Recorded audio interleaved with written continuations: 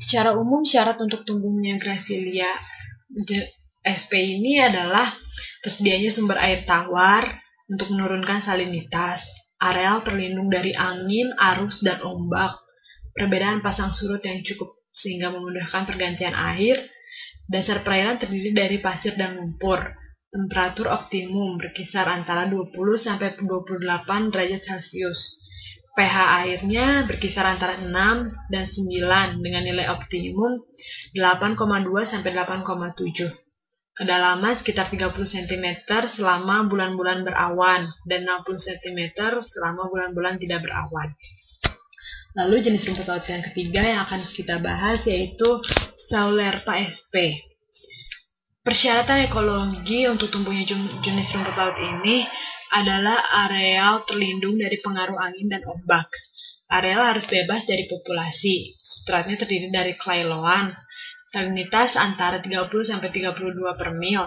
Temperatur air berkisar antara 27-32 Celcius. Kedalaman antara 60-100 cm. Tergantung pada kekeruhan air. Pond level sedikit di bawah garis nol dari pasang. pH optimumnya 7-8. Rumput laut atau alga laut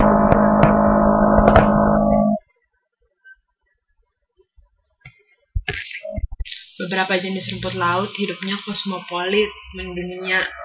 Rumput laut hidup sebagai fitbentos dengan menancapkan atau melekatkan dirinya pada substrat, lumpur, pasir, karang, fragmen karang mati, batu, kayu, dan benda keras lainnya. Ada pula yang menempel pada tumbuhan lain secara epifitik. Kita sekarang akan membahas produktivitas tanaman lautnya. Tanaman laut merupakan bagian dari keanekaragaman hayati hadir dalam bentuk sebuah ekosistem. Berdasarkan kepada ekosistem tersebut, maka tanaman laut mempunyai peran sebagai salah satu sumber daya pesisir. Produktivitas ekosistem tanaman laut dinilai berdasarkan nilai efisiensi fotosintesis dalam mengubah energi matahari menjadi energi kimia yang tersimpan dalam molekul makanan. Bahan organik yang terdapat di dalam kolom air laut dan mengandung aktivitas biologis merupakan hasil sintesa biota yang dapat melakukan fotosintesis. Biota produser disebut autotrof karena mampu memproduksi sendiri bahan organik yang dibutuhkannya, terdiri dari karbon, hidrogen, dan oksigen, serta dilengkapi berbagai elemen unsur yang lainnya. Hubungan antara intensitas cahaya dan produktivitas primer berdasarkan penelitian menunjukkan bahwa semakin tinggi intensitas cahayanya, maka semakin tinggi juga produktivitas primer yang terjadi. Sampai batas waktu tertentu, kemudian turun kembali seiring dengan kenaikan intensitas cahaya. Ada batasan tertentu bahwa peningkatan intensitas cahaya tidak selamanya juga meningkatkan produktivitasnya.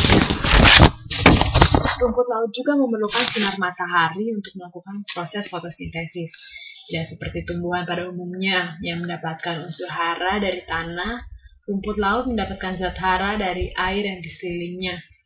Umumnya fotosintesis bertambah sejalan dengan peningkatnya intensitas cahaya sampai pada suatu nilai optimum tertentu. Peningkatan laju fotosintesis oleh rumput laut bergantung pada laju penangkapan kuantum cahaya. Dari hasil fotosintesa, rumput laut menghasilkan beberapa zat yang penting dan mempunyai nilai ekonomis. Rumput laut merah atau Rhodophyceae menghasilkan Floridin Strach, Magnonesirate, dan Floridosida.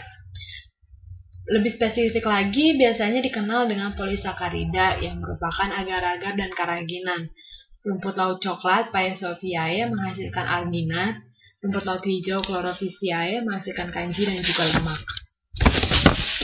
Rumput laut hidup di wilayah pesisir dan laut berdampingan dengan terumbu karang. Biasanya mampu melekat dan hidup di substrat pasir dan karang mati. Produktivitas rumput laut yang berlebih dapat merusak ekosistem terumbu karang. Rumput laut memiliki peranan penting bagi kehidupan manusia. Saat ini rumput laut menjadi komoditi ekspor utama yang berada di Indonesia dan menjadi sumber penghasilan bagi masyarakat yang tinggal di sekitar pesisir.